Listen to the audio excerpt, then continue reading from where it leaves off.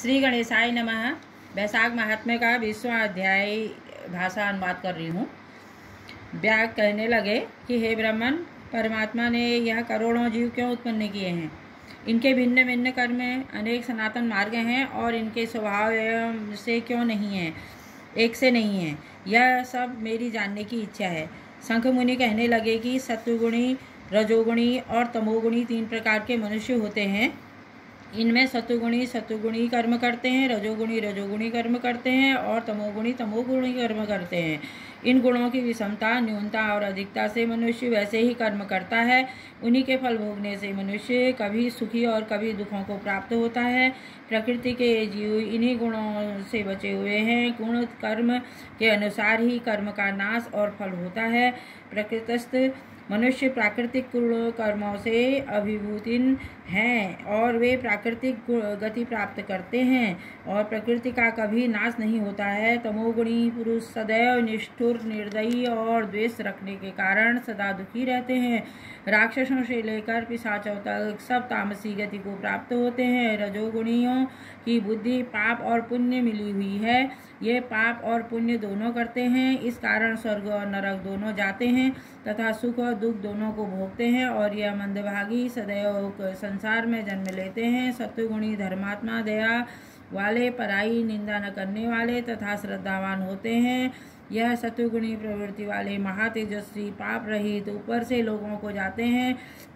यह अपने गुण और कर्मों के अनुसार कर्म करते हुए भगवान के समीप मनुष्य पहुंच जाते हैं। पूर्ण काम भगवान विष्णु में कोई विषमता नहीं है। वे उत्पत्ति, पालन और संहार समाव भाव से करते हैं। समस्त जीव अपने अपने कर्मों के अनुसार फल भोगते हैं। जैसे बाग में माली सब वृक्षों को पानी देता है और वह एक ही मार्ग में समान ही सींचते जाते हैं, परंतु सब वृक्षों की प्रकृति अलग अलग होती है। बाग लगाने वाले को कुछ विषमता नहीं होती है। तब व्याग कहने लगा कि हे मुनि, पूर्ण भोग वाले मनुष्यों की मुक्ति कब और होती है? सृष्टि काल में या अंतकाल अथवा स्थिति काल में होती है? सृष्टि की, स्थिति और संहार काल की मर्यादा कितनी है? शंख बोले, 4 सहस्त्र युगों को ब्रह्म का एक और दिन और इतनी ही रात्रि होती हैं। एक तरह दिन रात मिलाकर ब्रह्मा का एक अहोरात्र होता है। 15 अहोरात्र एक पक्ष और 2 पक्षों का एक मास होता है। 2 मास तो की एक ऋतु, 3 ऋतुओं का एक अयन और 2 अयन का एक 80 एक वर्ष होता है। इसी प्रकार से ब्रह्मा जी के 100 वर्षों का एक ब्रह्मकल्प होता है। इसी को वेद के जानने वाले प्रलय का समय कहते हैं। प्रलय 3 प्रकार की होती है। एक मानव प्रलय जिसमें मनुष्य का अंत होता है, दूसरी दैनंदिनी प्रलय और तीसरी ब्रह्म प्रलय। ब्रह्मा जी की एक मुहूर्त में एक मनु की प्रलय होती है। इसी प्रकार से जब 14 मनु हो जाते हैं तब एक दैनंदिनी प्रलय होती है। मनंतर प्रलय में पृथ्वी, आकाश और पाताल तीनों लोकों का लय हो जाता है, परंतु इस मनंतर प्रलय में चैतन्य जीवों का ही नाश होता है, किंतु लोकों के स्वरूपों का नाश नहीं होता है। केवल उन लोकों में जल प्लावन हो जाता है। फिर मनंतर के अंत में चैतन्य जीवों की पुनः उत्पत्ति हो जाती है, लेकिन दैनंदिनी प्रलय में लोक और लोकस्थ सब नाश हो जाते हैं। सिर्फ एक सत्य लोक ही रह जाता है। ब्रह्मा के शयन करने पर चैतन्य अधिभूत सहित सब का नाश हो जाता है। कोई कोई तत्वाभिमानी देवता और मुनि बचे रहते हैं तथा सत्यलोक के शयन करने वाले भी रह जाते हैं, जो कल्प भर तक सोते रहते हैं। फिर रात्रि के समाप्त होने पर ब्रह्मा जी पुनः सृष्टि की रचना करते हैं। जिस देवता में ऋषि और पितृलोक व वर्ण धर्मों सहित सबकी अलग अलग रचना होती है, भगवान विष्णु नियम पूर्वक 10 अवतार धारण करते हैं और अनन्य देवता ऋषि कल्प पश्चात ब्रह्मा जी के द्वारा फिर सो जाते हैं। जो ब्रह्मा के साथ ही मुक्ति को पाने वाले हैं वे सब ब्रह्मलोक ही के निवासी हैं, तथा जो सिद्धि प्राप्त राजा, साधु, सिद्ध ब्रह्मलोक में रहने वाले हैं वे सत्यलोक में ही रहते हैं, यहाँ नहीं आते। तथा जो उस राशि पर जाने वाले उसी नाम से श्रुति में तथा रीति स्थिति है, वे फिर जाते हैं, अपने अपने कर्म करता कर अपने अपने गोत्रों में जन्म लेते हैं। जब कलयुग समाप्त हो जाता है और सब दैत्यों का नाश हो जाता है, तब वे भी कलयुग सहित सही गति को प्राप्त जाते हैं। वे अपने कर्मानुसार वैसे ही कर्म करने जाते हैं। शंख कहने लगी कि हे व्याध, अब मैं तेरे सामने सृष्टि काल और मुक्ति काल का वर्णन करता हूँ। भगवान का एक निमेष लाख झपकना ब्रह्मा के एक कल्प के बराबर होता है। उतना ही समय पलक का खुलना होता है। निमेष के अंत में उन्हें अपने कुलस्थ लोकों की रचना में की इच्छा होती है। तब सब लोगों और सब जीव समूहों को अपने उदर में रखता है।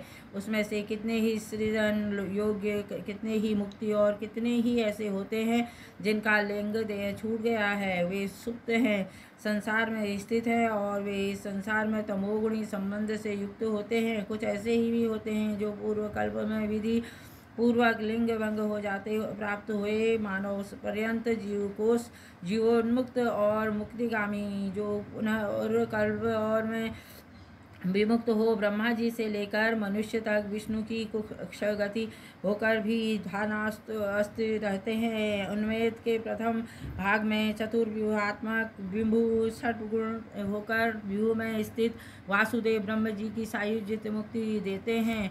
तत्पश्चात ब्रह्मा महात्माओं को तत्वज्ञान रूपी सायुज्य मुक्ति देते हैं तथा देवाधिदेव जनार्दन अन्य मनुष्यों को सालोक की मुक्ति देकर अनिरुद्ध रूप से संपूर्ण स्थिति लोकों का अवलोकन करते हैं। वासुदेव आदि से लेकर पूर्ण गुणों से युक्त चतुर्व्यूहात्मक को महाविष्णु भगवान भिन्न कर्म और आशय करने के लिए लोकों की रचना करते हुए स्वयं पूर्ण काम करते नेत्र खोलने के अंत में पुनः योग माया का आश्रय लेते हैं। व्यूहस्थ संकर्षण से चराचर का नाश करते हैं।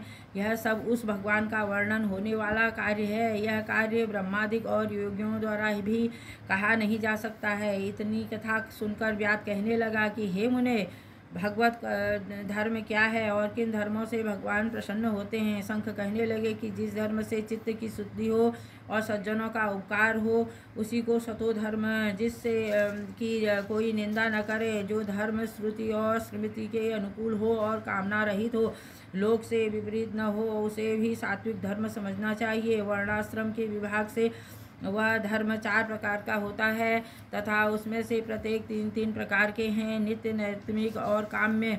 यह सब धर्म विष्णु भगवान के समर्पण किए हुए जाते हैं, तब उनको सतोगुण युक्त भागवत धर्म कहा जाता है। जब किसी कामना के लिए दूसरे देवताओं का समर्पण किया जाए तो रजोगुण युक्त और राक्षस पिशाच आदि लोग निष्ठुर देवताओं का पूजन करना, यह तमोगुणी धर्म है। सत्वगुणी भगवान के निमित्त सत्वगुणी कर्मों को करते हैं, वही भगवान भागवत धर्म है। जिसका चित्त सदैव भगवान के चरणों में रहता है, जिह्वा पर भगवान का और नाम चरणों से हृदय में धारण करते हैं, वही भागवत धर्म है। जो सदाचारी परोपकारी है तथा मयताहीन है, वही भागवत धर्म है। जिसको शास्त्र, गुरु, साधु और कर्म विश्वास करते हैं और सदा ही भगवान की भक्ति में लगे रहते हैं, वही भागवत है।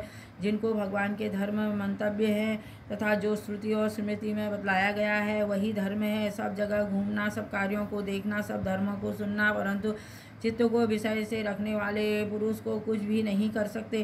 कामना रहित और श्रद्धा से जो कर्म विष्णु निमित्त किए जाते हैं वही भागवत धर्म है। सत्पुरुषों का मन साधुओं के दर्शन से कृतकृत हो जाता है। जैसे चांदनी को देखकर चंद्रकांत मणि, इस लोक और परलोक में सुख देने वाले धर्म तो बहुत हैं, परंतु भगवान को प्रसन्न करने वाले धर्म संपूर्ण पापों का नाश करने वाला है। जैसे दही से मक्खन निकल जाता है, वैसे ही वैशाख धर्म विष्णु भगवान ने लक्ष्मी को क्षीर सागर में सबसे हित करने के लिए बताए हैं।